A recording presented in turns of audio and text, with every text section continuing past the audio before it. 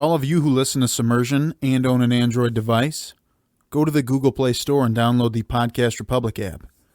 It's a fantastic app that allows you to get all of your favorite podcasts directly on your Android device. I personally use the app and I love it. I can search for the podcast I want to listen to, select it as a favorite, and have it just a click away. Make sure to select Submersion as a favorite so you don't miss any of our new episodes. Again, the app is the Podcast Republic app, available on Android devices. Episode 112. Woo! Yas. Happy to be here. Oh. He's back. That's good. We're glad you're back. here. Baby, I'm missed back. you. God. Baby, I'm back. I'm back. Wow. I Zach was is wrong. back. Don't I worry. just can't live without Zach.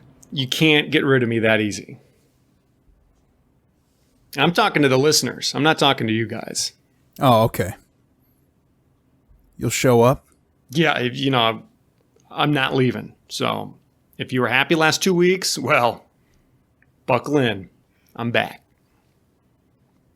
Great. And listenership has dropped off substantially due to Zach's return. Do you have a constant counter near you that tells you how many listeners we have live? Yep, all the time. We're at 0. As soon as they heard Zach, it just started just going Went down. to 0? Oh, My God. Man. We What were about all the bots? Well, the bots are going strong Okay, good. because we don't have that, reCAPTCHA set up where it says, if this is a picture of Zach, please click on it. We don't have that type of thing set up yet. Click all the Zachs in this Click picture. a picture of Zach. Just different faces of just, oh my You God. just have to guess. You're like, that guy looks like a Zach. Yeah, right. What does Zach's look like? We're going to break listens this month again, which is the first time. Don't jinx it. We're doing it. We're doing it, and I'm calling all of our listeners to action. Share this podcast with your friends. Help us break it in style. Let's get the biggest month we've had ever. And I promise, you're calling them to action. I promise I will call personally every listener of ours and talk to them on the phone. Well, that's All right. really good. Wow. That's pretty cool. I'm raising the stakes. I got a 20-sided die right here. And I'm going to roll it. And if we hit a crit, that means every listener can do what, Kyle? They get a free corn dog. Okay. That's Wow. that's in history that's recorded. It's set in stone. Didn't And say what who if- was giving away these corn dogs. What if we get a 1? What do we do? Just quit the podcast? Yeah, then the podcast I is think over. that's fair, right? Yeah. Let's Okay. do or die right now. Here it 1 or goes. 20? 14. Oh, God. Playing Man. Russian roulette. Roll it again. Double or nothing. It went off the table. Doesn't count. Oh. Anyways, we are in the 3rd week of Anime Month. Pretty exciting stuff. And I hate that I missed the last 2 because I was really looking forward to this month. I do like my share of anime. The last one, maybe you could do without. Yeah, you can skip that one probably. Definitely got to check out Space Battleship Yamato, though. Mm-hmm. As a non-anime fan, but a fan of submarines, that was a pretty awesome show. It was. Let's see how tonight stacks up. Dive! What began as an innocent conversation among friends would soon spiral out of control and later be referred to by future generations as the 8th wonder of the modern world. Mac East Studios takes you on the journey of your lifetime as your captains, the artist formerly known as Brom, Jamie the Ointment, Kyle El Capitan, and the Gruesome Twosome present Submersion.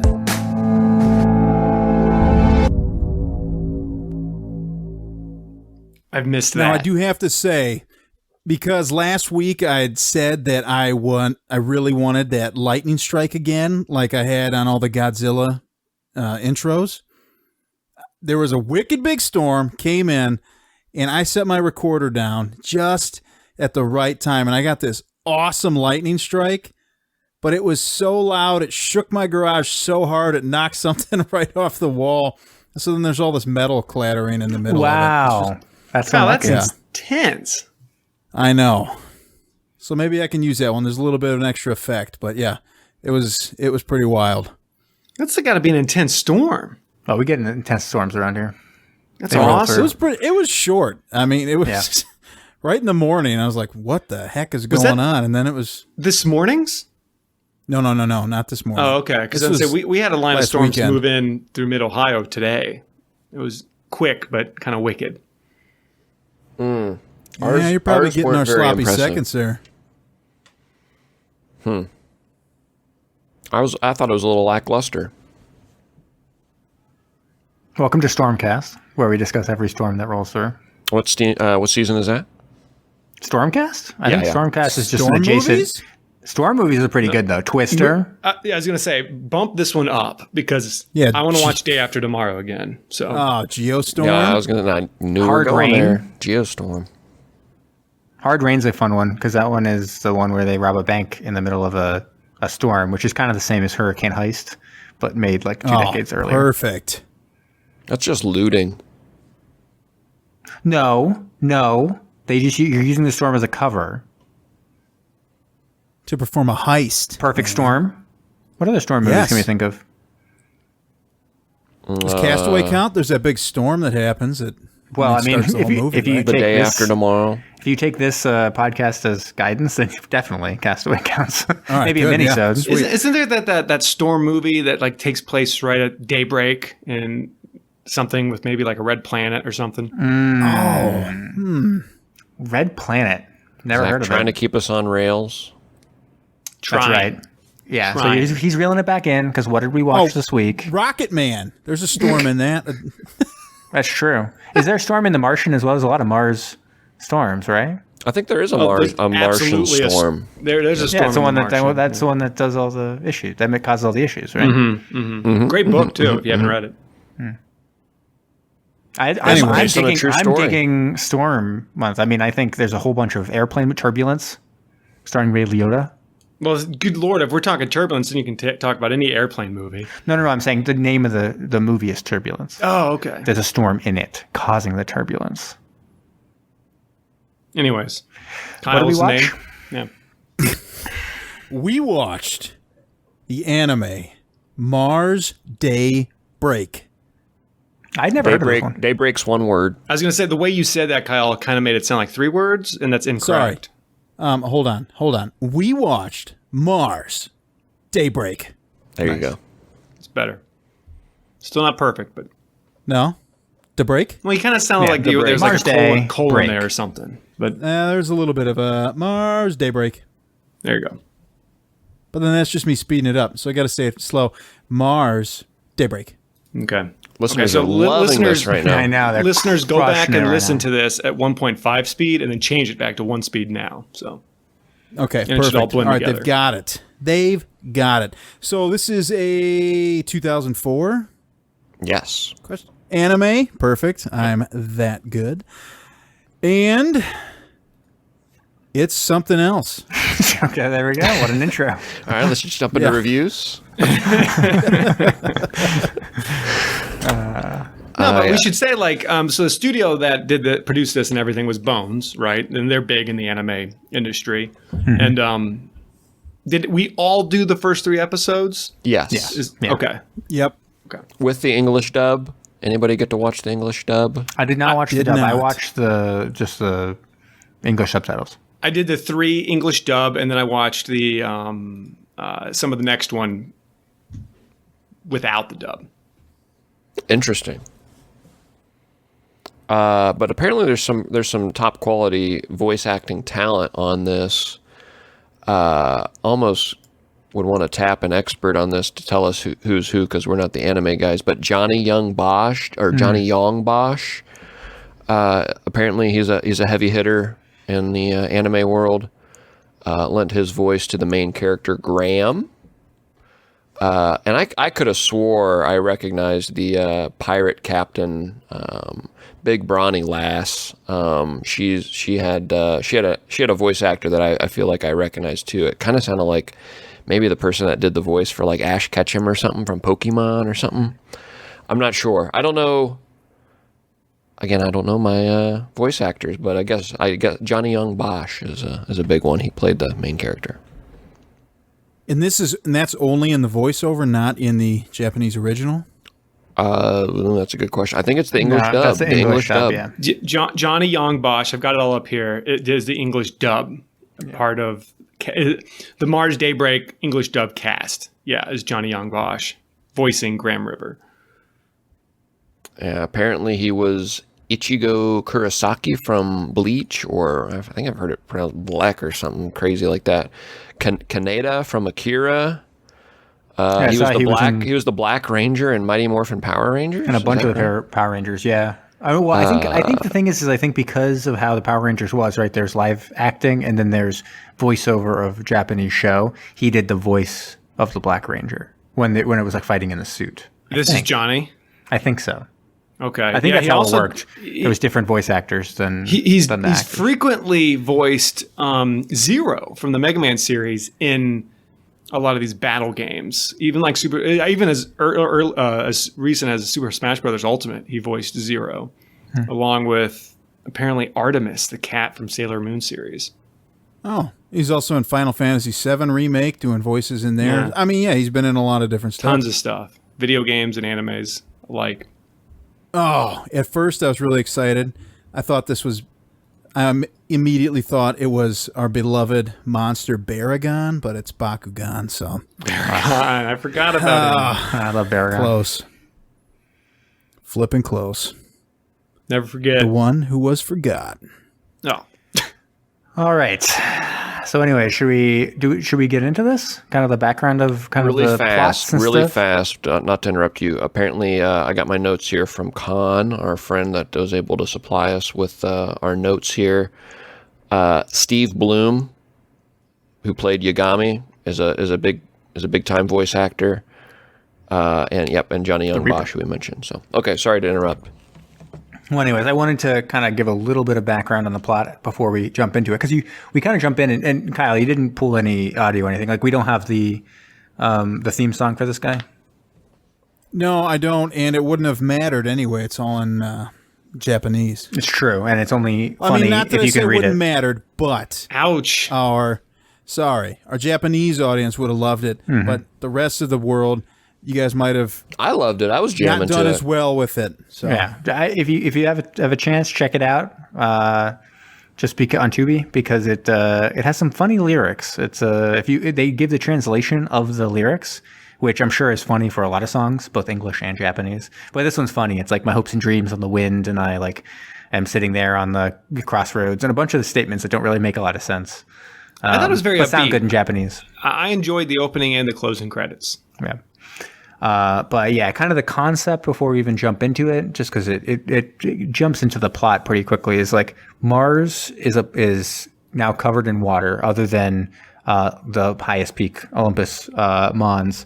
But it's almost virtually all water, and part of that was they terraformed it to make it all water, because they exported water as part of like a war or like a trade war of some sort or something. And recently somewhat recently, there's been an armistice of peace that has made it basically worthless. All this water is cheap and not a very good export. So the planet is very poor and is kind of being subsidized by Earth. And so it's kind of like a lot of very, very poor people. They're kind of doing just basic work. They're still exporting some water and exporting some other things, but otherwise they just live on these like floating cities, these ships that are like full-size cities. And everyone's very poor. So that kind of sets up kind of the idea of the pirates that are a big part of the show. Right, guys? Did I miss anything? That is all in the theme song? No. Oh, okay. I was like, what the hell, dude? I don't remember that at all. No. The theme song, I was saying the theme song is silly because it's just got some funny lyrics to it where they're talking about hopes and dreams and wind and stuff. Okay. But I just wanted to give a little background before we jump into kind of the main plot, because they explain that slowly over the entire series. So it's not like there's a moment where they kind of exposition give you that. So I was just giving some exposition. And we only watched the first 3 episodes. Yeah. So we're not going to get much of that explanation. I don't really think any at all. No, we got some because basically where we open, we have a ship traveling to Mars, and it's got mostly soldiers on it with some other people as well, coming from Earth, and they're basically like, okay, get ready. You're going to be, part of protecting, the Mars city, and look out your window, and we're going to be making our descent. And they're going to a city called, what was the city called? Mars. That they lived on Adina. So they're going to Adina. They I don't think they pronounced it that way, right? Wasn't it Adina? Sure, Adina. I think it was Adina. Adina, and they on there is a soldier named Vess, who's kind of a Debbie Downer of sorts. She's kind of looking out there, be like, whatever, I don't even care. And she's kind of like right down to business. And she's also not taking a lot of. I really liked her character because she wasn't taking a lot of shit that people were throwing around. So when she arrives, there's kind of this misogynistic, lazy kind of piece of shit, corporal or whoever who's in charge of stuff. And he's kind of like, they keep everything really stuffy. So they're like, oh, isn't it kind of stuffy? And he's kind of like to the ladies, like, well, why don't you just like open your shirts a little bit? And she's like, screw off. And then he keeps on one like, immediately does though. yeah, one does. Oh, cool. And but like, even at one point he tries to like, touch her at like a lunch, and she like grabs his arm, and she's just not taking any shit from this guy. And I actually kind of really like that, especially considering the last anime we had just watched, that I wasn't loving a lot of the tones of it. This one came in. It's also nice in this one too that all these people were not, teenagers. Mm-hmm. Yes. She definitely felt more adult and more kind of autonomous and in control of herself and kind of knowing what she wants. So she I mean, I guess part of it's supposed to be she's a little bit angry. You don't know why. You come to kind of realize her backstory involving her family, who's in trouble a little bit with the law, and she doesn't like that. And then she has this background of being kind of having grown up poor on Mars and then being adopted and taken to Earth, and now she's coming back to this place that she was like living in the slums, and that seems to be like kind of part of the issue as well. Here she's returning, having escaped this place, and now she's like a soldier protecting the place that she like had spent her life trying to escape. So it kind of sucks for her. Because Mars never lets you get away. You Yeah. can't get away from it. You can take the girl out of Mars, but you can't take the Mars out of the girl. Am I right, guys? Oh, snap. And we didn't get the opportunity to watch the whole series, but it does appear, based on cover art, imagery, opening credits and stuff, that she seems to be one of the main characters, if not like the main character. Well, I would hope, because we opened with her. And anyways, she arrives, and yeah, she's in this like little unit, and they fight in these robot things. Well, I guess they kind of have like a little ship that they go into the water, and they protect the city ship by sending out these things called round bucklers. And they're connected to their little ship, and they're like little robots that they control with a cable. There's also round bucklers that pirates use. They're protecting the city ship from pirates, where you can actually be in it. So there's kind of like the unmanned round bucklers, the RBs, and then there's the manned RBs. I didn't get the terminology here. Why they're mechs. They're like underwater mechs. Mm-hmm. Yeah, called round bucklers. I didn't get the reference. I don't know, because round bucklers, what is that? It's like a shield or something? Yeah, bucklers are shields that you can like strap onto your arm. They're small. Yeah, I guess maybe part of it's coming from the fact that they're like these things that shoot off of like a larger ship. So they're almost supposed to be like small shields for this larger city ship. Yeah. Okay. I think you're looking way too into it, but probably. I mean, that sounds pretty legit. I like it being called. I mean, a round buckler at least sounds cool. I mean, at least it's different from just another mech, right? I mean, I like that at least. Send the mech. Would you wear an article of clothing if it were called a round buckler, Zach? Would I wear it? Yeah. Would I know what it is? No, it's probably like, a belt. Are you guys? Yeah. Are you Yeah, wearing like a belt buckle. Yeah, I'd wear it. I would absolutely wear a round buckler. You're making inferences. We don't know if it's a belt buckle. I would give a compliment. I'd be like, Ben, that's a very nice round buckler you've got today. In fact, shouldn't belts be called bucklers? That only makes sense. Let me buckle this belt. Let me buckle this buckler. Now, I'd have a square buckler, usually. But then maybe I'd have a fancy round buckler for when I'm going for a hoedown. Ooh. Mm-hmm. All right. Anyways, she's one of the main characters. She's arrived on Mars. She's going to be one of the ones protecting it using these round bucklers. We also hear about these pirates. They're kind of considered like Robin Hoods of sort. They're coming in, they steal from the city ships, but then distribute to the poor of the, poor workers that kind of are everywhere because Mars is poor. And that's how they kind of introduce us to our main character, Graham River. And he's working in what looks like just kind of like a junkyard. And he's told by his friend Bon, this the kind of little guy, kind of a kid, right? Or is he just a little person? I think he's a kid. I think he's a kid, right? Okay, anyways. Yes. So It'd be better if he wasn't, though. Yeah, so he's a kid, and he's basically like, yo, stop working. Like, they're not paying us. Look at all those people. They're complaining and trying to get paid. So don't you work anymore because they're not going to pay you. And Graham's, part of his character is kind of, he's a little bit like, go with the flow. Like, he's like, they're not paying us? Fine. Not working. Like, aren't you going to go argue? And Graham's like, no, they're not going to pay us. And so he walks off and they're like, oh, look, they're giving away some food. And so you can kind of see how Mars is like doing really poorly. And so there's like the person who runs Mars is saying how they're getting more subsidies from Earth. And they're like, ugh, whatever. And there's being food given out. So they get food. They bring it back to Bond's little sister. And they kind of live next to each other. Graham lives in the house next door. And he's got a visitor. There's kind of like this old guy there. And the old guy's like, we're stealing some desiccant. So they have all this drying material because everything's so wet on this planet. And like the poor people of Mars need to have this desiccant to like dry stuff out. I think that's what it is. And Makes so sense. it's very valuable. And so he's like, we're gonna, you just tell me how to get in to the place where this desiccant is. We'll do the rest and I'll make you a cut. And Graham's not having any of it. He just wants to earn money, and he wants to earn money however way he can, but he's not into getting into some bullshit with this like con artist. And he's like, whatever. So that he gets all angry, but Bond's listening, and unbeknownst to Graham, heads off with the old person. And only later, when his sister comes in and tells Graham like he went with that old person, is Graham like, shit, really?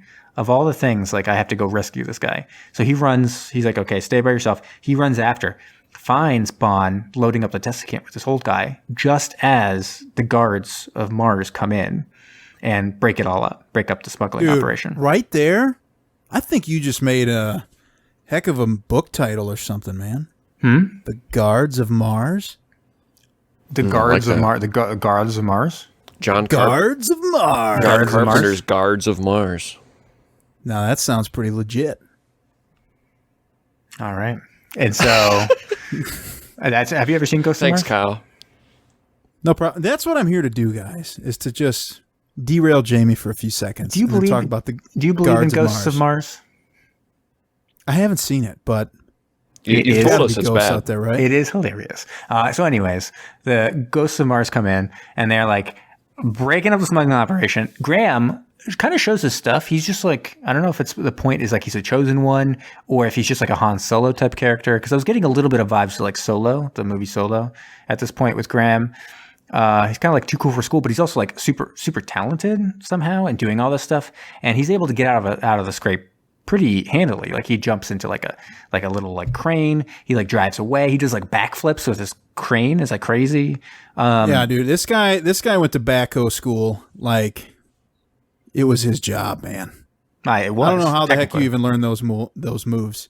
I don't know either. Like planted the bucket right in the ground and then like flipped it all the way over. Yeah, and then but like unbeknownst, he doesn't know it, but like the pirate ship Aurora is there, has kind of like come out of hiding. Vess and stuff are out there trying to like stop them at that point, but they've got this guy named like the Reaper or whatever, and he's going out and like crushing everyone. And Vess is super into the idea, I'm going to take this Reaper out. And so, they're doing their thing out there, and the pirate ship decides, we're going to ram into this, into the bay. So like anyone's in there better watch out. And Graham's down there. And so the pirate ship like comes in, rams a hole into the area, the docking area, and floods it with water. He's just able to get Bond out of there, but he gets sucked out of the hole. and is like floating in the water while this like battle's going on with a bunch of round bucklers, pirate round bucklers, and like the Mars round bucklers. And he's just floating there, and you're like, oh, he's dead. But he's got this like little necklace, which we since we didn't watch enough episodes, we never really knew or found out much about. But it seems to indicate that it like sends out like a little signal, and out of nowhere, this super cool round buckler, the same round buckler that the Reaper, or is that his name? Yagami. Yeah, Yagami, the Reaper, is using, where everyone's like, he's the best. He's got this whatever. He's like the best. Same type comes up and just puts them right in there, and all of a sudden, there's our boy Graham in this round buckler being like, oh shit, what do I do now? And he's like trying to run away. He's kind of naturally pretty talented at it, so he's like fending off the people that come after him. And kind of at the last moment, the Reaper comes up, Yagami, and grabs him and takes him back to the pirate ship. And is that the end of the first? Yeah, it might be here that they kind of start to show that he's a wanted criminal now. Graham is, and his So little at the end, brother yeah, friend that's right. Bond sees him, and Yeah, Vess, so Vess he's sees on him the as well on the news. Yeah, so he's on the pirate ship, and they're like, you got this round buckler. That's crazy. How'd you get it? And he just like, I don't know. I was just picked up in the ocean.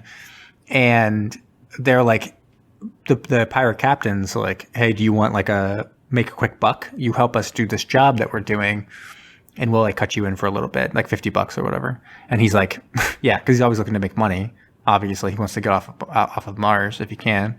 And so he shows up on these televisions as being part of the gang. He's got the lowest of low, like bounties on his head, $100 or whatever. But a bunch of people see him, including Bond and Vess in particular. Vess is like, holy shit. And you don't know why. Like at first I thought she was focusing on the necklace. Like she recognized the necklace, but she actually recognizes him as like a person.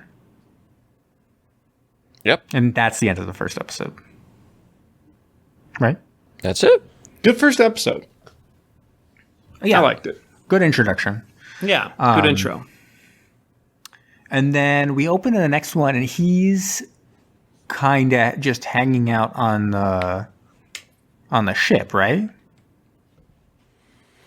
The very first scene is what is the actual Vess scene where she notices him. It wasn't at the end of the first episode, but yeah, I mean, for the most part, yeah, it starts with him, and he's got to kind of prove his worth to the pirates now. They're wanting to challenge him, and the captain comes out and challenges him to a sword fight. Yeah, he's not sure he wants to join the gang, like officially or not. Like he's kind of waffling, but when they mention the fact that he can make like a whole bunch more money, he kind of is more into that idea than anything else. Like he's pretty into that. And so he's like, okay, fine, I'll stick around, but I can leave whenever I want, right? And the captain's like, yes, but we also need to like accept you. So it's not, you don't just say like, I'm part of your crew. Like you have to prove yourself. And so they have this big sword fight, and it looks like he seems like he's doing like okay. He's like holding his own in the sword fight, but it looks like he loses at the end, and it's like, oh, you're gonna be gone. But it turns out that he like was able to cut the ribbon on the captain's hair or something without her knowing, and that like she's like, okay, you know, you're good by me. And there's like a big celebration, and he's all mopey because like the food's bad. Like he's like very like go with the flow, like. And one of the things is like he wants to eat good food, he wants to make money. And that's like all that's what he cares about. He doesn't care about camaraderie or being a pirate for the rest of his life or Robin Hood shit or any of this kind of stuff. You know, he's more about whatever, wants to make a buck, and that's what he's doing. It introduces some of the other characters on the boat here too. There's like there's these, I guess they're This called junior. balls robots. There's one called Grandpa who's got a personality. He's kind of one of the main crew members. It does a lot of repairs and stuff. There's a talking cat. Yep. Of course, why not? There's Yeah, we didn't really there was very little explanation about any of this shit. yeah, there was Poi Poiter, who is a beluga whale in a mech suit. Like My it's guy. literally a beluga whale. And Again, no explanation. Everyone just seems to be like, yep, obviously. Beluga Love it. whale in a mech suit. yeah, we talked about the motley crew they had on Space Battleship Yamato, but this really pulled the trump card out, in my mind. Right. And so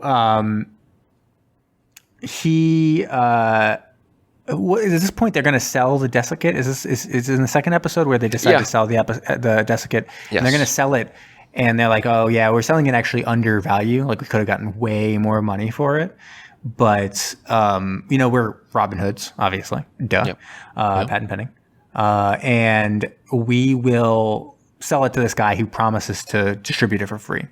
Fine. And Graham's looking at the video and sees the old man con man is like, fuck this. Hell to the no. Are you going to sell it to that dude? He is a con artist and he almost got my a friend killed and I'm going to stop him. So he runs after him. The guy's able to get away in his ship and he jumps into his round buckler, which is called the Hope or something. The something of hope. Ray of Hope or something. And I don't remember what it's called. Shoots off and is able to just barely catch up with the ship and grab the desiccate as it gets up onto the ice cap. And what part of it's like Mars's the forces of Mars, the Earth forces that are on Mars, are trying to find the pirate ship, but can't find it because it's under the ice. And a bunch of people are like, oh, whatever, like just let it leave. We don't want it around anyways. Why would we even want to find it? And it's probably not here anyways. While other people are like, no, it's just hiding under the ice. It's ready to attack us again. And so when Graham comes up onto the ice, he smells the fresh air, and being stuck in this city ship for so long and then on this pirate ship, he hasn't been on the surface forever. And so he gets out of his round buckler, and the satellites are able to see him, and it alerts the Earth forces, and the ship is attacked. So he's kind of he did a bad job in some ways. He alerted the forces to it, but they go out in battle, and Vess is kind of they're in reserves, so they're kind of sitting there. She's doing research, trying to figure out about Graham while this is all going on. But the round bucklers are out there, a bunch of people from pirate ships, they're fighting, and they decide, well, the only way to kind of stop them in their tracks and get the city ship to stop attacking us, and have us stop taking damage, because they've even been shot by some torpedoes and stuff and taken some damage, is to shoot a torpedo into their launch, and then that'll preoccupy them and we can escape. And so they shoot off this torpedo, which is wire guided, and it's going, and the round bucklers are able to cut the wire, and so all of a sudden it veers off. It's going to hit a residential area, and Graham's not having any of that. He's like, hell no, is that going to hit a place that I used to live and where my friends might live? So he chases after it and manually guides it to the launch pad, the Army or the Navy launch pad, and blows it up. And so when he gets back to the pirate ship, he's like, yeah, I'm sorry, guys. That was all my fault. I can't believe I started the battle or whatever. But they're like, no, you did a great job. And everyone's really happy. So they're pretty excited.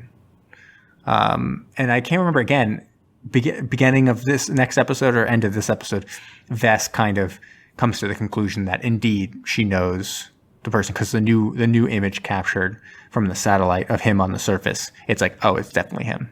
Yeah, it was the beginning of the episode. So that was the second episode. Going into the third episode. Now the third episode is a little more standalone. It's got some things with Vess trying to talk to Graham, because what we find out is she knew him from when she was growing up on Mars. They were seemingly boyfriend-girlfriend. I don't think they made it definitely clear at this point that was the case. I think maybe it's just they were friends or whatever. But that he's kind of a connection to her old life when she was poor.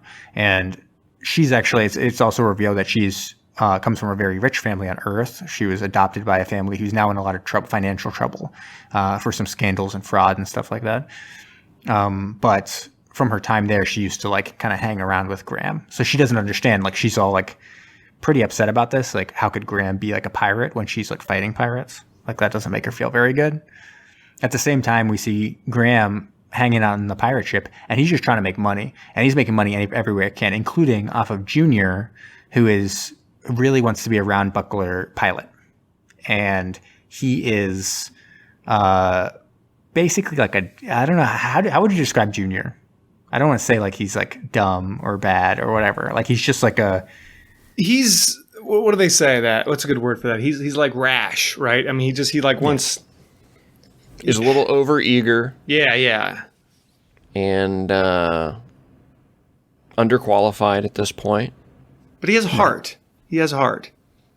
He has ambition. But that doesn't mean he's going to be successful. Yeah, no, and he does like simulations. He really wants to be, around like be a pilot or whatever. And so he asks Graham, hey, because they have to like help out with repairing the ship. Hey, can you like help me out? Like, can you let me like pilot your round buckler? And Graham's like, yeah, sure, for $50. But like since money's not really worth anything, where on the pirate ship, he doesn't have any money, so he like doesn't know what to do. And then he sees Graham, and what really infuriates him is Graham is making a bunch of money being the cook on the ship. And so he's like cooking up good food, and people are paying extra money to get this like better food than what they would normally get. And so that drives him even crazier. Well, let me help you. I'll be your, like, I'll wash the dishes and I'll like prep and stuff like that, and you'll pay me. And he's like, yeah, fine, great. And so it seems like it's going to take a really, really long time for Junior to ever make the amount of money that he would get into the suit or whatever. And what prompts him to jump into the suit? I think he just kind of does. Well, he just does it. There was that scene where that's right. Yeah, when he gets all upset because Yagami comes in and he pretty much just straight up tells him, "You're never going to be what you're doing. You just don't have it." Compared to Graham, he's like, you're like a natural. He wants Graham to stay, and then Junior gets, he huffs and puffs and runs away. His ego's hurt, and he wants to go make a name for himself and prove him wrong. And that's when he jumps in the suit. Yeah, and I didn't really love this scene. I don't like it. I don't like the idea that it's supposed to be like pure natural talent. Like I'm fine with Graham being like kind of natural and a natural at this, but kind of the sentiment that there's no way Junior could ever pilot a round buckler. I'm not sure I love that idea. Like he really wants to, and if he tried hard enough, it makes some sense that the way he's going about it, he won't be. And maybe that's the point. That just by like being so rash, he's never going to succeed. Well, yeah, because you get the character of Yagami, right? Who's just, I mean, he's the best, and he knows it, and he's full of himself, and he's absolutely not a good leader. So he just shits on Junior the whole time. Yeah. So, anyways, Junior jumps into Graham's round buckler, heads off. Everyone's like, "What an asshole!" Graham's like, "I'll go get him," and so he jumps into like a little ship and tries to follow after him. And while he's heading off, while he's doing his stuff and trying to be like round buckler guy, Vess and stuff, they're doing a little test in their round bucklers, and they see on their radar, oh shit, there's the new round buckler, and who Vess thinks is Graham. So they kind of engage with them and is able to stop him and capture him. And Vess, thinking that it's Graham, decides, I'm going to talk to him. Like, look at this lady like trying to rehabilitate a like pirate. What a weird thing to do. Oh, is that from you, Brom? That's from me. I hear Kyle's going off in the background. That's right. Is he there to stop it? I don't think so.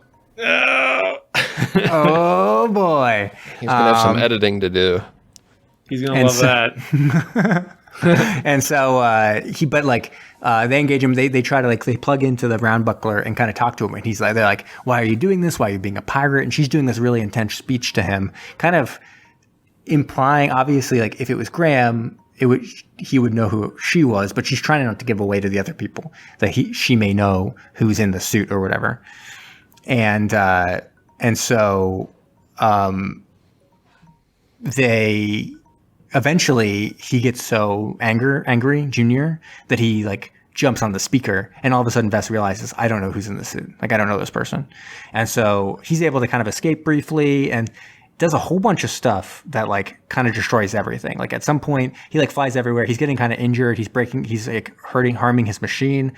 At one point, Graham's able to grab him and is like, come back with me, I'm controlling you now. But they get attacked by round bucklers, and that's like a whole big to do as well, as they both are like in some deep shit. at that point. And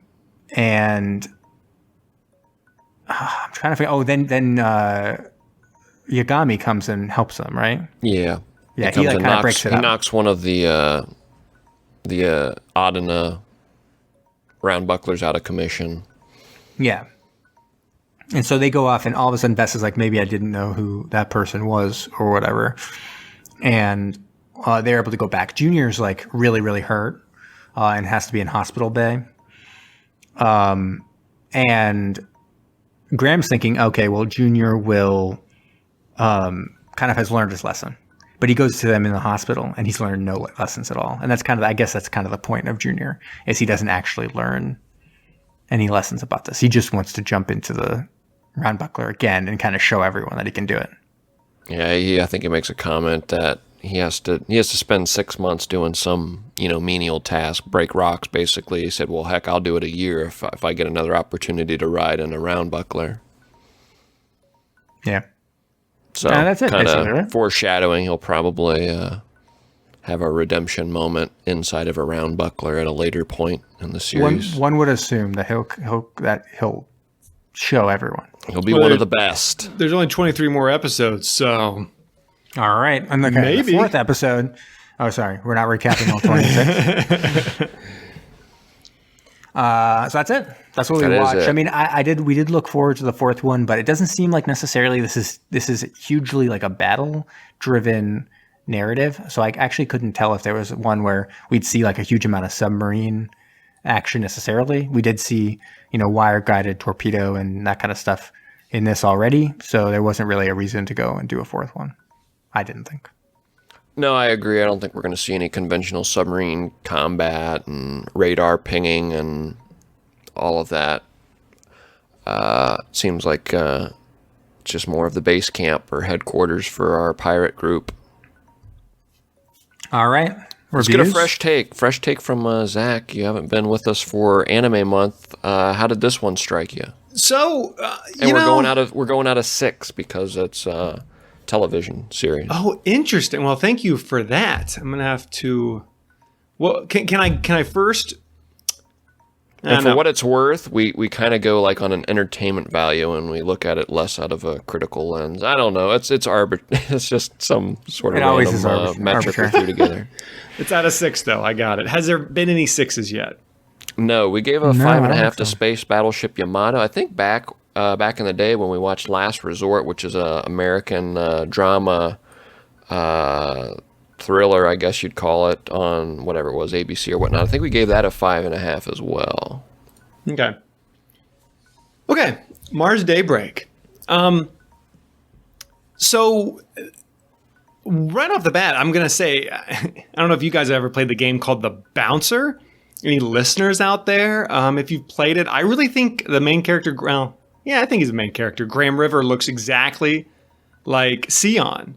He was one of the main characters from The Bouncer. Did you guys ever play that on the PS2? No. What kind of game is it? It's kind of like an anime game. But it's an RPG. You have, I think it's 3 or 4 different characters that you can pick to play through levels with, and then depending on who you pick, kind of alters the storyline, and then you can replay the game in multiple playthroughs with different characters and so forth, and level them up through the standard tier system, right? A, B, C, D, and then S tier is always the best, and then you fight against a villain named Duragon C. Mikado. It's just a great game. Great game. Sounds fun. Yeah, PS2. Just a turn-based RPG? No, not turn-based though. So you would fight, but then you would you'd fight these bad guys. Oh, what were they called? Mikado. Well, it was Duragon C. Mikado, and I can't think of what his foot soldiers were called. But no, it was just fun. It was just one of those early PS2 games, right? Like the PS2 came out, and this game was like, holy crap! It was awesome. Anyways, the whole point of that is just saying that Graham River looks exactly like the main character from that, named Sion Barzad. But this anime, I'm not a huge anime guy, but I enjoy them for the most part. I like watching them. This one appears lighthearted. And it's kind of like what you were just saying at the end of your recap, Jamie, about how you're not really feeling like there's a big battle coming on or anything like that. Like in these first 3 episodes, we got through 3 episodes, and the entire series is only 26 episodes long. And there wasn't any I mean, I didn't get a sense of any like large impending doom or some like fear of death happening with any of these characters, right? Did you guys? No. It seemed like they're safe. Yeah, I mean, if you think about something like, I mean, granted it's newer and more popular, but like Attack on Titan, I mean, that was like right out of the gate, people are getting ripped in half. So this one seemed lighthearted. Definitely seemed not super bloody, not gory, not a ton of like sexual jokes, inappropriate stuff like that, language, a lot of that. And my take on it was the review I wrote down. So it pretty much revolves around pirates stealing supplies to give to the poor, Robin Hood-esque, which is literally what Jamie said. Then there's the government-style ships that are supposed to defend against the pirates. And then you throw into the mix one guy who is doing his own thing, but has a magical necklace that allows him to use the RB. And then he goes to the pirates, and then he goes to the other side, and we get introduced to this female character that apparently really likes him, and there's some sort of history between the two. And that kind of summed up the first 3 episodes, right? There's no threat was looming. Lighthearted, and I mean, I thought I liked it though. You know, I liked it for the most part. Mars, I thought was cool how they kind of flipped the script. Instead, it was all like underwater. I thought that was a neat way to kind of have, you know, pirate themes and like, you know, that whole pirate lifestyle still, but it's still kind of like in the future, and it's kind of crazy. And the characters all kind of like having a good time with each other. So you got those polarizing personalities like we talked about with Junior. We talked about with the captain. What was her name? Elizabeth Liotti. You had the top dog Yagami. And then you know the new guy Graham, which I thought was really funny, Jamie, that you said reminds you of Solo. Because you're exactly right. That one part of the episode did seem like a lot like Solo. I think a lot of it actually kind of does. He's not supposed to care, but I'm sure in the end he'll care, and that he's like I mean, I just wish he was a little more roguish than just he seems just really relaxed and almost like doesn't give a shit. Yeah, he's really like, nah. Which wasn't the case. Han Solo never, it's not like he didn't give a shit. He gave a shit about himself, but then he never wanted to let you know that he gave a shit about everyone else too. Yeah. But then it really worked with the Vess character though, right? Because like they apparently knew they have a history, but then things changed. But now they're getting thrown back into the mix, which is literally what happens in Solo. So, yeah. So I kind of like that. I like the Mars stuff. I liked the underwater mech stuff. I thought that was cool. I liked that they called them RBs. You know, I mean, did we get actual submarine style action going on? Not really. We got more mechs fighting, I guess, and relationship forming. But I thought the animation looked good. I mean, I thought it was pleasant to look at. It was 2004, so I liked it. You said this is out of 6. I guess I'll give it. I mean, I was going to give it a 6 originally, but if this is out of 6, I'm going to probably drop this down to I'll drop it to a 4.5. I mean, I would be interested in watching this entire series because it's only 26 episodes. You know, some of these animes get 50, 60, 100 plus 500 episodes, and it's just daunting to even begin it. But this is just 26, 22-minute episodes, so it's doable. I was interested after 3 episodes. It definitely seemed lighthearted, kind of like a Sword Art Online kind of show. So, you know, I could have it on in the background. But yeah, I'll give it a 4.5. It's a shorter little series and a tight little package. And I'm going to give a shout out here to Scott at mechanicalanimereviews.com. And he has a Twitter account called @mechanime_reviews. He did a great write-up on the series as a whole, and he goes in depth comparing and contrasting this anime and the elements within this one with a lot of the other shows and the animes from that same time period, not only from Studio Bones, but the other bigger animes from the early 2000s. It seems like a great guy. Talked about growing up watching Toonami. I did the same thing. So again, that's Scott at mechanicalanimereviews.com. Cool. I can jump in. Do you want me to jump in? That's fine. I'm done. Okay. I will say that I think in the first episode, I like a lot of the backstory, and I do like the main character. I do wish she was a little bit more immediately could tell he's noble. Like, I feel like when you're introduced to Han Solo, you're like, this guy's cool, and I want to be like friends with him. So I don't want him to be like seem like a complete asshole, and he never does. He's always like funny and doing his stuff. This time, like, it's a little slower going with our boy Graham, who just comes across a little bit like whatever, which I don't like as much. But I liked Vest's character quite a bit. Strong female character for our anime, along with Graham and a bunch of the other characters as well. Captain's female as well, not as common. But she definitely, I mean, in that sword fight, if there was ever some pulling out of a dick scenario by one of our captains, that may be up there. If we went back to one of our listener questions in terms of who had the, biggest dick of all the captains we've seen, she's up there. She's pretty tough. That is a big dick move. Yeah, she's pretty tough. She's sword fighting every single person who comes on the submarine, and if you can't sword fight her well enough, like, you can't even be on the crew. Pretty good. And she's tough.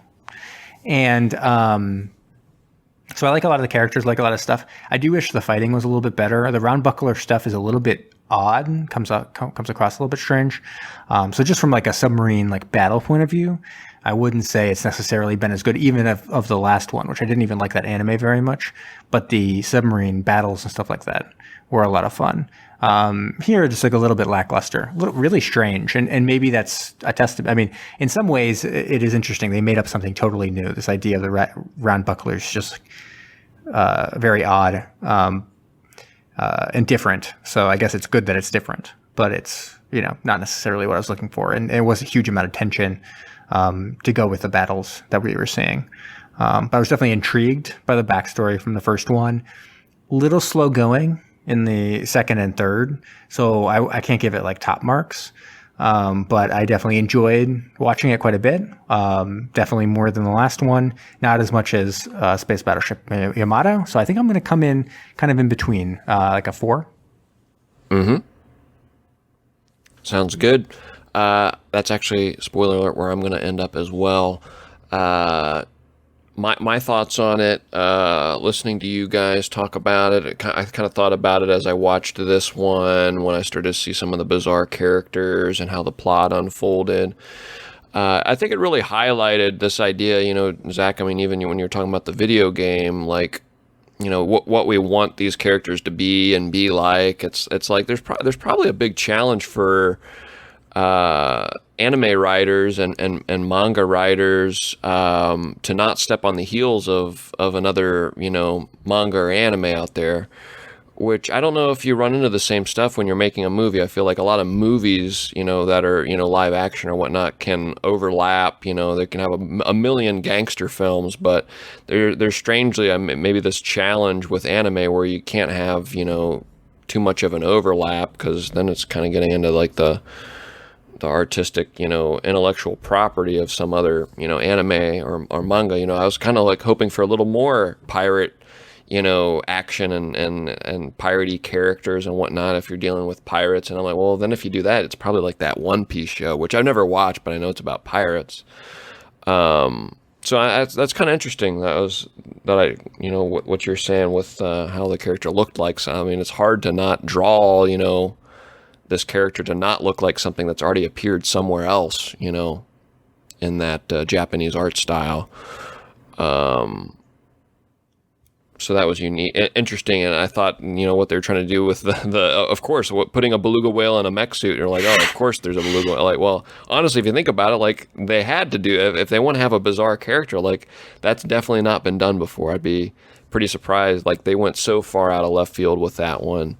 But talking cats and other things, I'm sure that those have been done before. But I kind of got a sense of that with this. They wanted to do some unique things and not step on anybody's heels. And it was fun in terms of the style of the anime. It was more of the fun style and less of the dramatics and over dramatics. And there was some of that internal monologue stuff, but what was kind of funny with this one, it was less of the kind of self-defeatism that I talked about during the Space Battleship Yamato. Not saying that Space Battleship Yamato had that. I said it steered clear of that, which is why I loved that series so much. This steered clear of the self-defeatism as well, but it still had the internal monologues now in this one, but it was more of like giving context as to what was taking place. It was almost like doing hand-holding, which I didn't like, where it was like, oh, we missed with both our torpedoes, we're going to have to fire more. And it was like, okay, no, we get it. Like, it was like, oh, we're taking on water. If we take on too much water, I'll surely drown. Like, okay, we get it.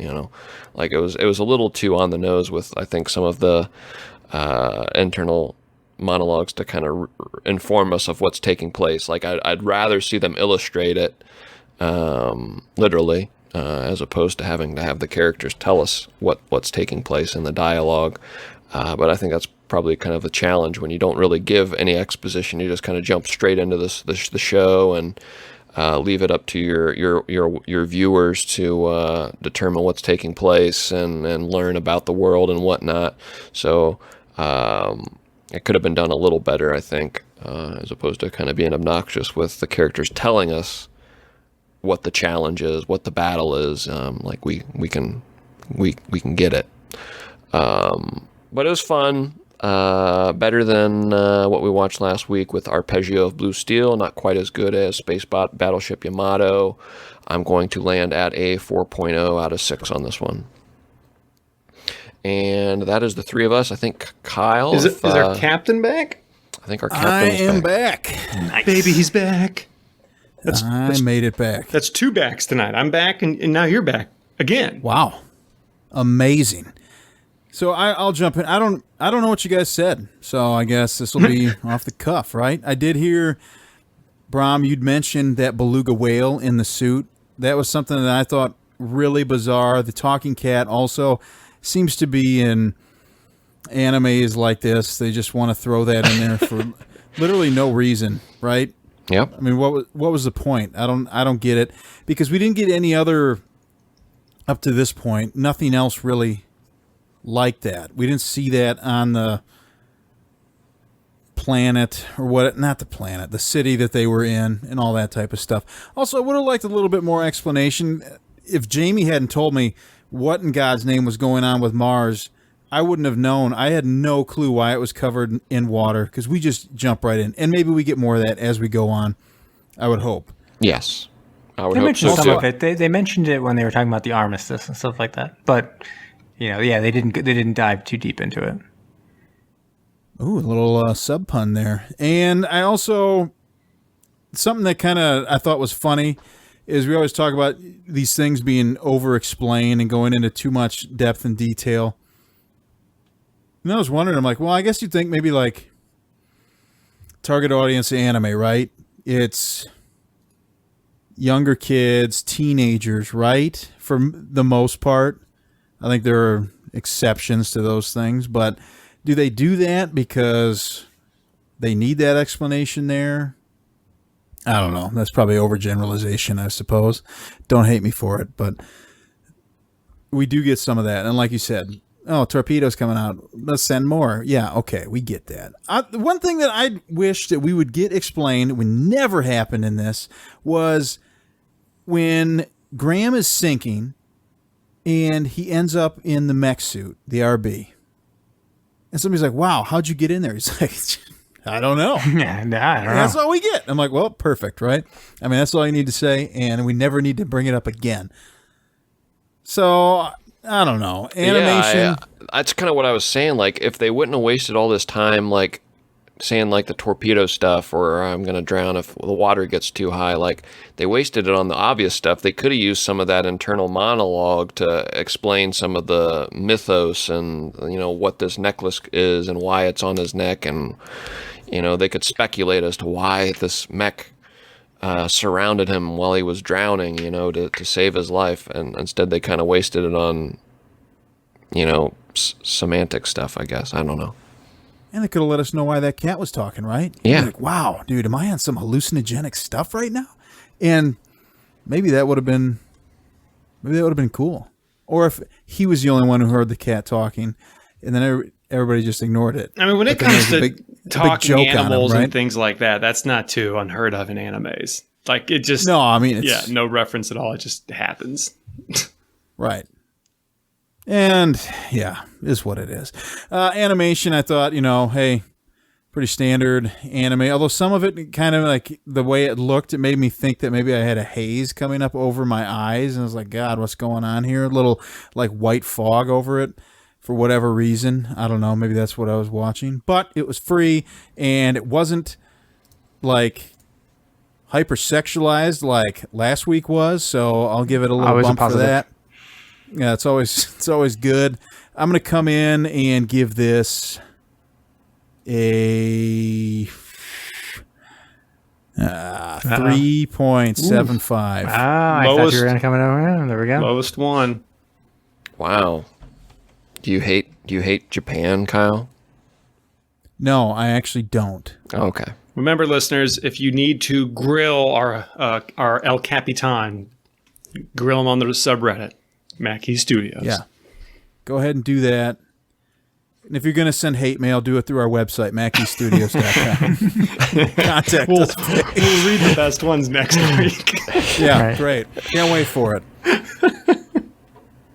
All right. Are we doing? Is there a love it or hate it? There's always a love it or hate it. Okay. Let's do Come love it on. or hate it. Hit I that want- music.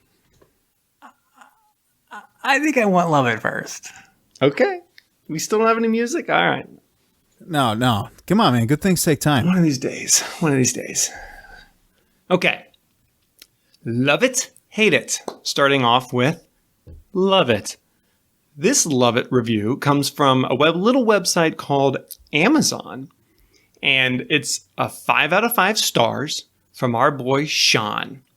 And Sean says, in 2010, a must-buy for any anime collector.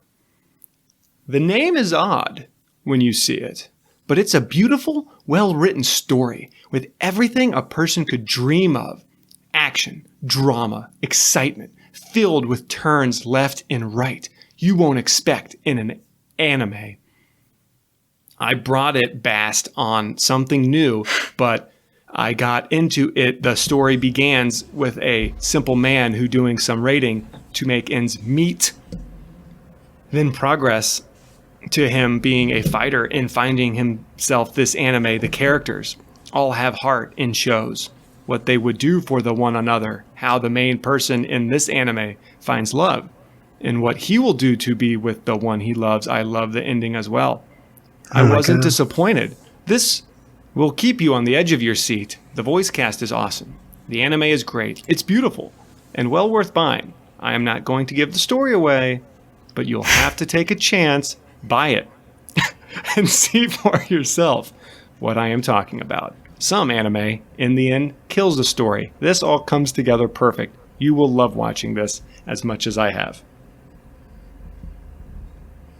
There you go. Great. Do you purposely find the ones that are the most broken? No, I don't. I just find the ones that I think have the most heart. I can tell because you really, at certain points, it's almost like you're doing a monologue for like an acting group. I feel like if you're Imagine an acting watching, group, somebody gets up there and does that, and be like, "What the hell was that?" I feel like if you're watching anything, clap in the back. if you're watching anything other than something that is like, arguably worthy of a 10 out of a 10 or a 0 out of a 0, you're probably going to end up with, a show that's probably worth like a 7 or 8. So someone that gives it a 10 is probably going to be, I don't know, a little dumb. Wow, man. Or a bot. Hey, go ahead and send hate mail to that guy. We're gonna Hey, be having don't it rolling deflect, in, Kyle. We folks. all know you're the... Yeah. We'll read them. Next week's just gonna be hate week. Yeah.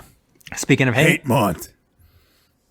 Speaking of hate, now boys, my boys, there was not one absolute hate it review I could find for this show.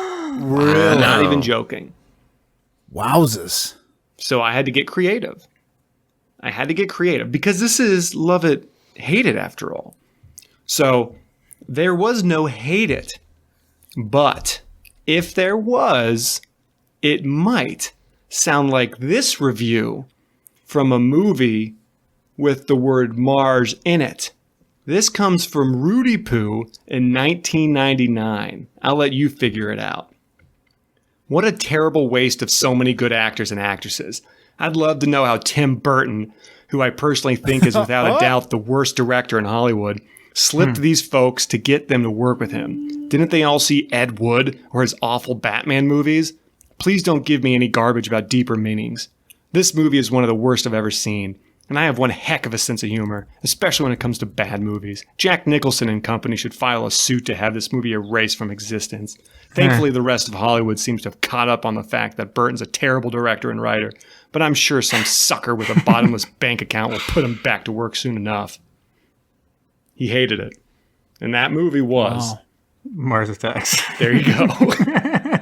Now, that movie is so much fun. Dude, I How love can that anybody movie. hate that movie? I know, it's ridiculous. I remember being a kid and there were all these toys that came out and I really wanted one of the guns that had like the brain inside it. And I was like, oh man. That movie was a ride, dude. It was a trip. It's got everybody in it, man. Jack Black's in it. He gets liquefied. Michael J. Fox, he gets liquefied. Or skeletonized. Pierce Brosnan and Sarah Jessica Parker. Yeah. Danny DeVito. Do they get liquefied? No. Sarah Jessica Actually- Parker gets her head put on a chihuahua, and the chihuahua head put on her body. Pierce Brosnan's head's just hanging the whole time. Yeah. Oh my gosh. That movie. It's great, dude. Anyways, that's love it, hate it. 10 out of 10. I love it. All right. I didn't, again, these anime, it's sometimes hard a little bit to get to trivia for any of them just because there's not a lot of trivia put online. Probably in Japan, they know a bunch of stuff about it, but here IMDb doesn't have much. So instead, I'm going to dive right into the trivia, like the Jeopardy trivia. So you guys ready? This is Mars-centric trivia. So, who wants to go first? Kyle, since you gave the lowest review, you're going to go first. Yeah, I'll go. 400, 800, 1200, 1600, 2000. Go ahead and give me 1200. 1200, good one. Okay. Strangely, in 1984, an ancient meteorite thought to be from Mars was found on this continent. What is Antarctica? Yes! $1,200. Nice. All right. And next is Brahm. All right. Give me 1,069. Okay. 1,600. At over 15.5 miles high, the Martian mountain known as Olympus Mons is the largest of these in our solar system. Volcanoes. Yes. All right. Zachary. Hit me with 2000, baby. That's a tough one because using a U.S. Navy telescope in 1877, Asaph Hall discovered the two moons of Mars and named them this. Oh, God. I know it. I'm going to just take a shot in the dark. Let's say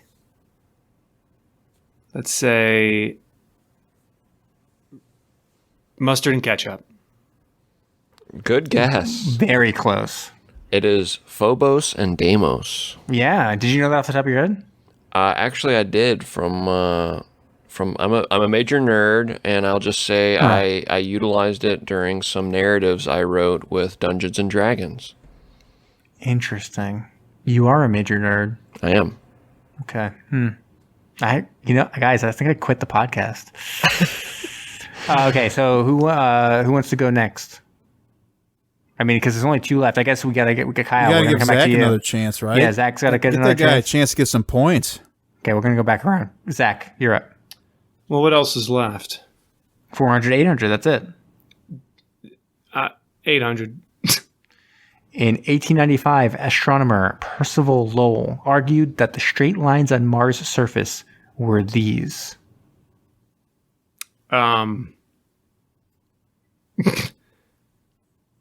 What year was this? 1899? 1895. 1895.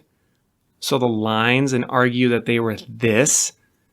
I mean, man, I don't know. Is it some sort of a like buildings or something or some sort of constructed something? I don't know. Construction of some sort. Does anyone else know? Anyone else know? What are roads? Nope. What are rivers? Close. So that's the idea. So the idea is that they were created from the ice caps, and they're the straight lines that go down. So they're kind of a combined, like, what's a constructed river? Aqueduct? Canal? Canal. There we go. Gotcha. And then the largest of these on Mars is Hellas Planitia, more than 1,300 miles wide. Gotta be a crater. And 3.78 miles deep. Yeah. I think Brom kind of mumbled it. It's a crater. Crater. That wasn't me. That was Zach. It's a big crater.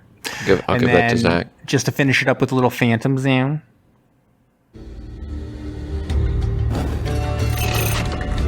Engage the Phantom.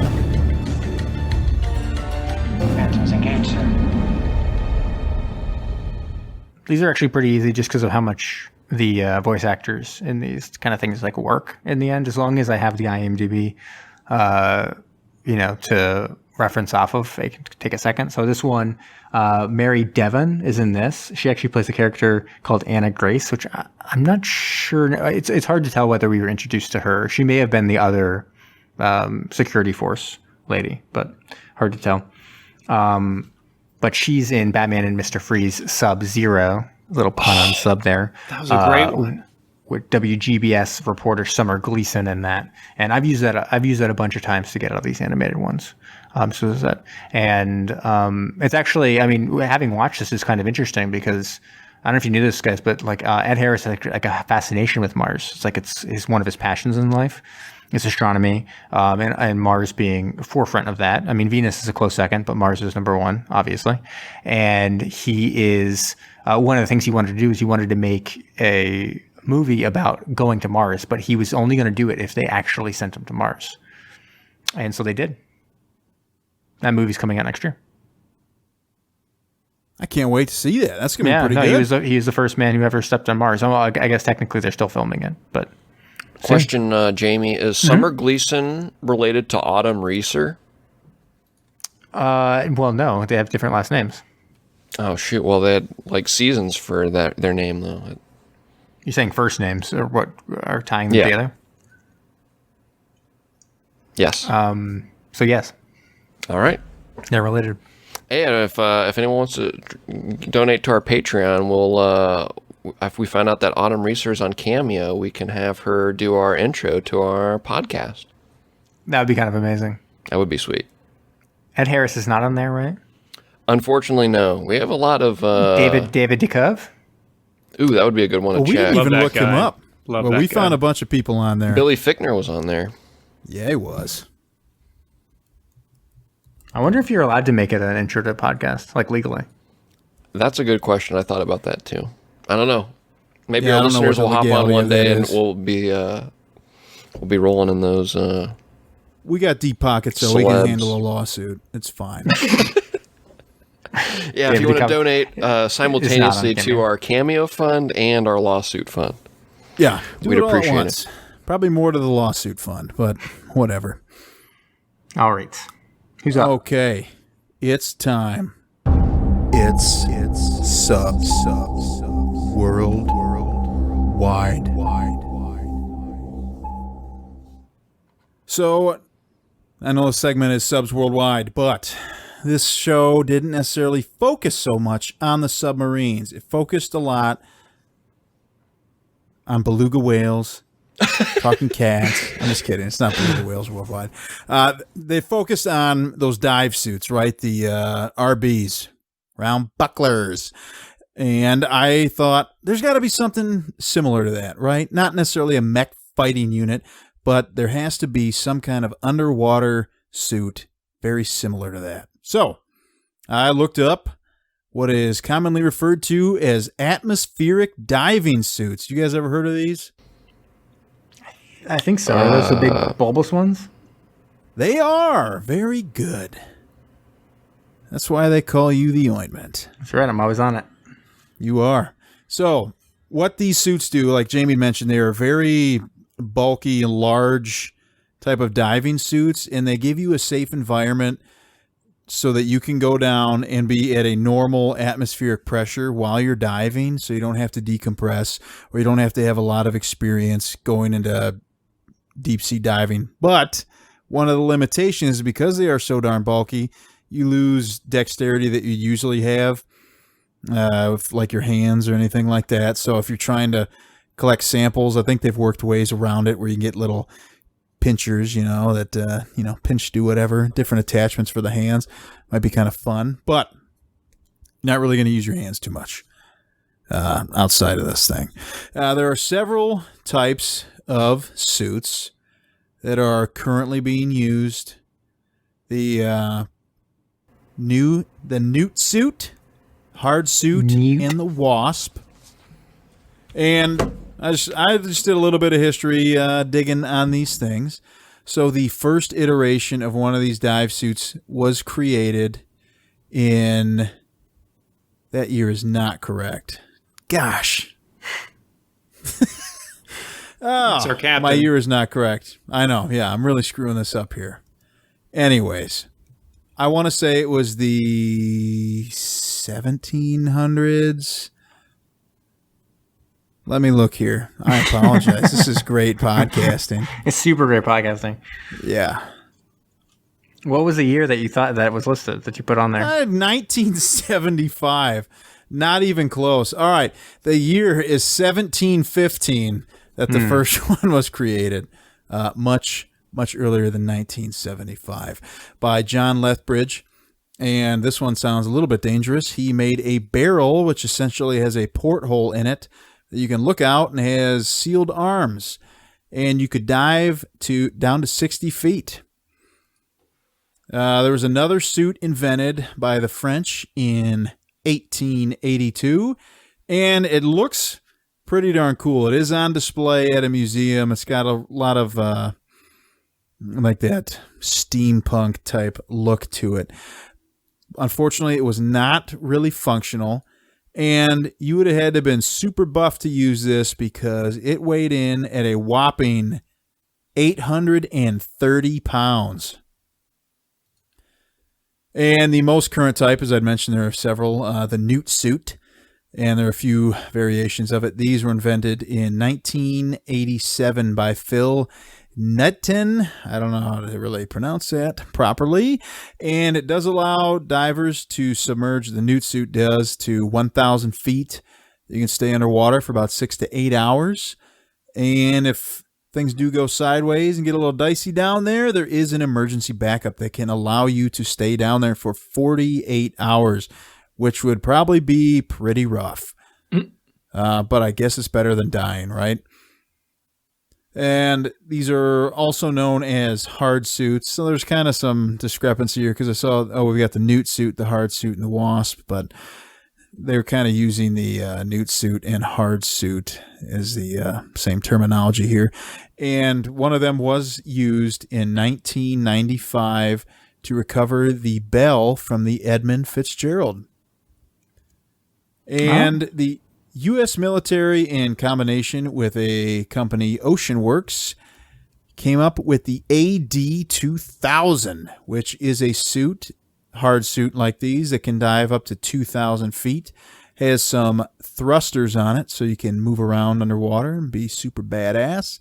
And with the development of the suit, how much do you guys think the U.S. Navy would have spent on something like this?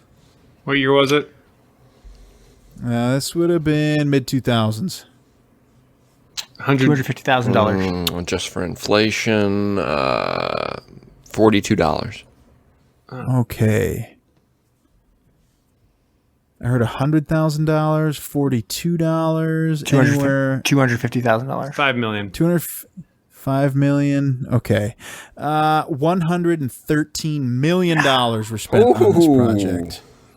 Okay. It's a project, right. Sorry. I thought you meant the suit. Oh, yeah, you're right. Sorry, Jamie. The project. There are some really cool photos on Gizmodo, and we will post the link to that. You'll be able to see all the iterations of these atmospheric diving suits. They're pretty darn cool looking, but I don't necessarily know how practical they are, but they're there. You can use them for stuff. So Kyle, did you know that I have a website? It's called badmovietwins.com. That's badmovietwins.com. And we watched a movie once called Alone in the Dark, which is based on a video game directed by U-Bowl. Yikes. And in that, Newtco, who makes the Newt suit, was featured in it. And there's like a little submersible in it. Really? If I'm remembering correctly, I may not be. I'm pretty sure that was the movie that had the Newtco as like a special thanks at the end because they had a little submersible in it. Wow, that is pretty cool. Mm-hmm.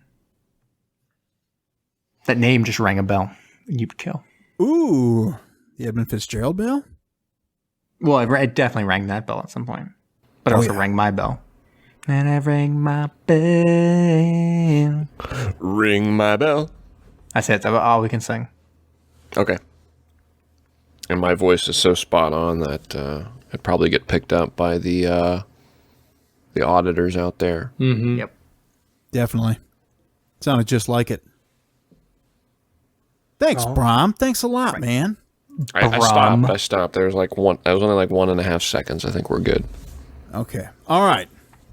And Zach, you said you got some news for us tonight? Yeah, I got some news, some hot off the presses. This was today from seapowermagazine.org. Our boy Richard Burgess, who is a senior editor, wrote an article titled Navy Funds Development of New Sonobuoy to Track Quiet Submarines. So this is coming out of Arlington, Virginia. Apparently the U.S. Navy is developing a new sonobuoy to enhance its ability to track newer and more quieter subs. This was from a July 20th Defense Department contract announcement. It turns out the Office of Naval Research they were awarded the company Undersea Signal Systems, Inc. of Columbia City, Indiana, a certain number of million of dollars, which you guys can all guess here shortly, to develop, and this is a quote, to develop a prototype sonobuoy known as Extended Range Directional Frequency Analysis and Recording, the ERDIFAR, to address new and quiet threat submarine targets. So these are supposedly going to be way more advanced than those used during the Cold War anti-submarine operations. So how much do you think this company got? Government contract to make develop a this? sonar buoy? Yes, an advanced sonobuoy. All right. Adjust for inflation, 42. Oh, it's a 3-year base contract, by the way. Okay. What's 42 I'm going to times 3? say... oh, man. I'm going to say it's also defense spending, right? So, up it. Man, it's probably like a $350 million contract. Okay, so Ben had 42. Kyle had 350 million. Jamie? 126. All right, so we are going with a big fat 28.3 million. Oh, Contract. man. Jamie wins. Work is expected Yeah. to be completed in July of 2024 with these newly developed sonobuoys. Did they say how much R&D is going into making them look like little icebergs or floating rocks? Or It something unfortunately like did not say that. It did not say that. Man. But I don't know if these are going to be the, like the paradropping older ones, like when they just drop them out of airplanes, or what the specs are going to be about. I mean, again, this was just awarded, literally today. So Yeah. we'll check back in on this in a year or two.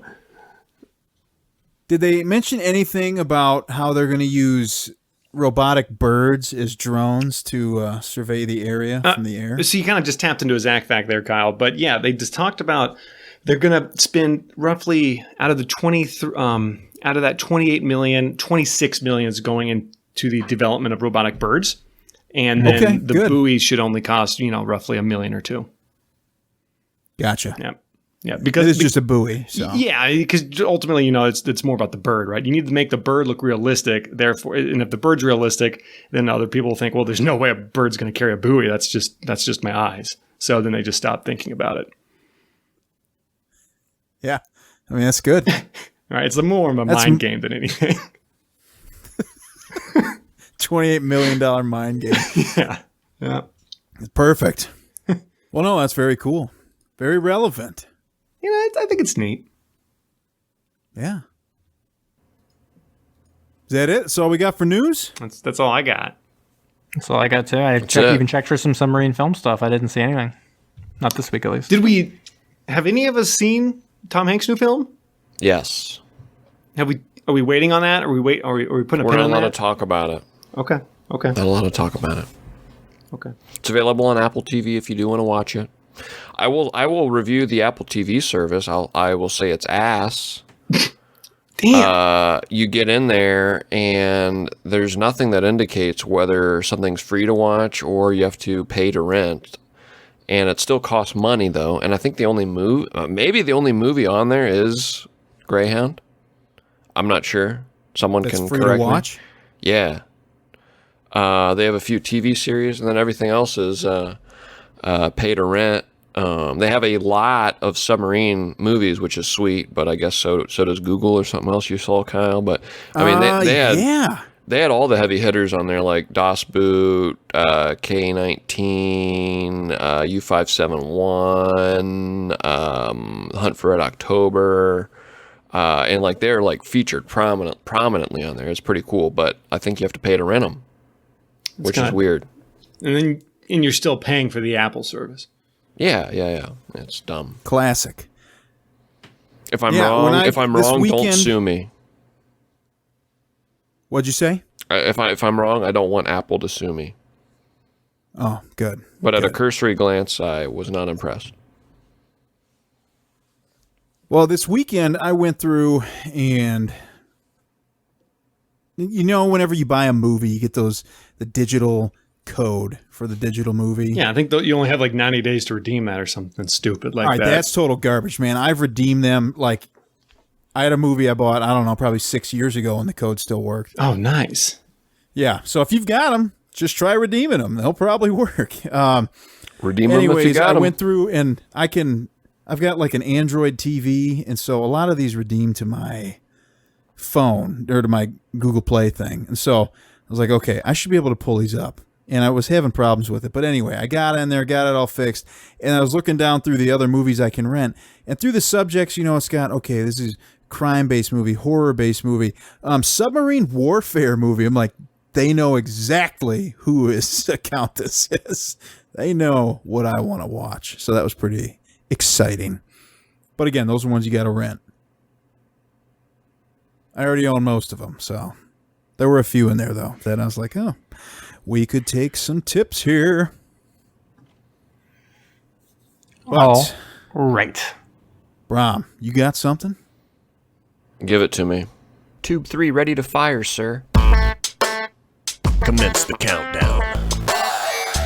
4, 3, give it to me. Give it to me. All right, so got a countdown for you, gentlemen, and listeners at home, or on the road, or on the International Space Station, or at the time that you're listening to this, maybe you're on Mars. Ed, we That'd know be you're pretty listening. cool. Elon Musk and your team at SpaceX, we know you're listening right now. Shout out to you guys from Mars. Got a top 5 Mars fun facts for y'all. Number 5, Mars is home to the Valles Marineris. It sounds too much more like marinara sauce, but I could be way off. Valles Marineris? Phallus. Phallus? The Phallus Wow, marinara? what is this? I mean, marinara sauce is red, so this all is adding up to me, but I like marinara sauce. Do you guys? yes. Yeah, it's good stuff. Sure. I like cocktail sauce better. But Mars. Would you put cocktail sauce on spaghetti, though? No. If we're talking about red sauces, give me that cocktail sauce. I like that red sauce you get at Chinese buffets that you dip stuff in. Is it sweet and sour? Is that what that is? Oh yeah. Yeah, That stuff's that's good that's a stuff. good red sauce. But not when you Absolutely. put it in pasta. Well, maybe. I don't know. I just want to say, I think the countdown segment every week, sometimes I have a pretty shitty countdown. I mean, arguably this week, probably a pretty shitty countdown, but it inspires such great discussion, and I'm pretty proud of it. This is kind of like the podcast after dark portion. I mean, we've already passed an hour and a half, so now it's I just hope, getting... you know, there's some listeners out there that once they hear that countdown music, they're like, okay, this episode's done. Next one. But just to the this ones Zac that, to Facts the ones laugh, that not stay, worth it. yeah, to the ones that hang around, I salute you and thank you. But haven't even got through number 1 here, or number 5 rather. But the Vales Marineris, probably butchering that. It puts our Grand Canyon to shame. So this is the biggest canyon on Mars. It is 5 times deeper, 4 times wider, and 20 times longer than our Grand Canyon. So that is going to be one heck of a tourist attraction in a few years when we're colonizing Mars. That's huge. 'Cause I don't know if you've ever been out to the Grand Canyon, but that is when you just stand there and look at It's it. grand. It's quite grand. And then when you walk down it, there's all these signs that say, remember, if you walk down, you must come back up. And you're like, okay. And then you get to the bottom, and you're like, my God, I got to walk up that again. Yeah, Good times, man. I haven't been. Heard great things and can't imagine what that is multiplied by, what, a factor of 4 or 5 probably to see what they have on Mars. But hopefully someday we'll have some of our descendants touring the Vales Marineris. We're going to be out there. Hopefully, we'll see. And I'll probably run into one of our college classmates like I did at the bottom of the Grand Canyon the other year. He'll probably be out at that new one. That sounds like a story for another time, Kyle. It really is. All right. Number 4. I don't know if we talked during my Japan fun facts when we had Japan movie month. Anime is so prevalent in Japan and abroad that there are over 125 voice acting academies in Japan. There are currently 0 on Mars. Dang, Oh, wow. dude. Wow. Unbelievable. Well, now, Get you know on what? it, You know what? Mars. Now there's one. I just found it. Oh, did you? What's it called, though? What are you going to name it? Jamie's Magical Mars Voice Academy. I love it. I had to sub that one in after Jamie stomped on my Olympus Mons trivia. Oh. Number 3, though, humans cannot survive on Mars. Don't know if you guys know this. Its average temperature is negative 50 degrees Fahrenheit. Its air pressure, or atmosphere, is only 1% that of Earth's. Oh, it's tough. And the air is 95% carbon dioxide, 3% nitrogen, and 1.5% argon. No oxygen. Did you say any oxygen at all? No oxygen. There might be some in the periphery there, but Bullshit. nothing that's been tracked there. Wow. Well, I don't like that. Those temps are nothing that Jamie and I No, that's cannot fine. handle. I can handle that. The 1% atmosphere, not ideal. The no oxygen, I mean, that's That's kind ridiculous. of a deal breaker. Come on, Mars. Get your shit together. I guess at the equator of Mars, it is it averages around 80 degrees Fahrenheit there. So Oh, word up. Yeah, that sounds pretty habitable. Seriously? Yeah. The length of day is only like 37 minutes longer than ours, so it's not even like that big Well, of that's a gonna change throw of everything pace. off, though. Yeah. Well, Wait, it's longer than it is here? yeah, 37 minutes longer, I think. What's going to be 1337 at some point? I guess so. Ugh. I don't know what to do. Can't handle that. Yeah. Never mind. Yeah, never mind Mars, sorry. Yeah, dude. I don't want to buy a new We'll G-Shock. find somewhere else. What is the watch even going to do? It's not going to do anything. It's not going to work for me. You have to get like a special weird Mars watch with an extra Yeah. 37 minutes. I bet that already exists. A Mars watch? Yeah, you know it does. I know. All right. Number 2, there are currently 12 man-made objects on Mars. The 13 rover. if you count that voice studio. That's true. I mean, I haven't. Well, do you set it have up yet, anything but- down there, or is it just like you just have the deed drawn up? Got the deed. Ed's obviously gonna be setting some stuff up when he gets there. It's been in the plans, been in the works. All right. And finally, number one, in 1997, NASA was sued by 3 men for invading Mars. The men claimed that they had inherited Mars from their ancestors 3,000 years ago and therefore owned it as private property. I don't believe him. How did that suit turn out? I have no idea. I actually looked at numerous Mars Fun Facts websites, and only one had that fun fact, and there was no additional information. But I'm like, well, it is fun, so I will throw it on mine. So I'm sure there's a story out there. You guys can look it up. But those are my top 5 Mars Fun Facts. Okay. They were fun. Beautiful. And for listeners that would like to tune in next week, we will be reviewing the anime Full Metal Panic. So go ahead and check that out. We'll be talking about that. But that is it for my segment tonight, guys.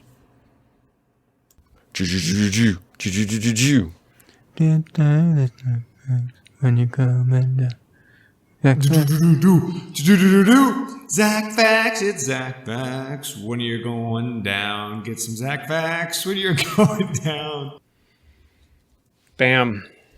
If you're still listening, get ready for the cherry on top. Over under, guys. 3.5 facts tonight. What do you guys think? under. Oh yeah, we're under that. I'm gonna go under as well. Ooh, I like that. Good job, boys. I've got 3. 3 Oh, Yes. 3 facts for you. Fact number 1. The show wanted to come off as edgy, so every character's name includes letters from other popular anime titles. wow, man, Yeah. it is Okay. edgy. Their legal team has to be just working nonstop.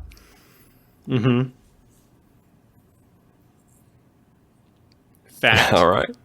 number 2. The studio Bones, they had to rush getting Mars Daybreak out in order to beat their competitor, Studio Armpit, and their show, Jupiter Nightfall. Wow. I believe it, man. Because what are you going to watch? Everybody knows Mars is so close, right? Mars Sometimes we Daybreak, Jupiter Ascending. Now, Jupiter ascending is actually, I mean, these are all Uranus. things. Get it? But what? Uranus. Whoa! Okay, let's get this wrap this show up. Fact number 3. Now, Kyle, you mentioned you really liked the what was the name of that character you loved? The beluga whale. Oh yeah, yeah. And His name was Poi Poiter. Poi Poiter. Fans loved Poi Poiter. I'm going to say it again. Poi Poiter. I just love saying that. Pop those peas. Fans loved Poi Poiter. Good lord. Cracking myself up. Fans loved Poi Poiter so much. He's got a brand new Netflix stand-up comedy special titled "I'm Not a Fish. Poi Poiter Explains It All." There you go. Wow. like Clarissa explains it all. You get it. With Poi Poiter. Yeah. And the overabundance I'm of not a fish. Netflix stand-up comedy specials. Yeah. Do you guys want to hear a 60-second story about the young life of Brahm? Yes. All right, you've got 60 seconds. 60 Go. seconds Starting now. Now. All right. I had a crush on Melissa Joan Hart when I was, 5 years old or whatnot, and Clarissa Explains It All was on TV, and I was going through a phase where I would kiss images of the girls that I had crushes on. So she was on the TV, big old CRT, TV back in the day. And one episode came on, and I don't know, I was just in a mood, and I kissed the crap out of the television screen. And being a child, didn't think about the implications or consequences of doing this. So the day went on. Eventually, my mom found the television after it had been turned off with just all of these lip marks, oily little lip marks all over the screen. And I honestly don't remember too much because I was too young, but I know I got chewed out, and I guess I was probably embarrassed at the time, but that's my time. My time's up.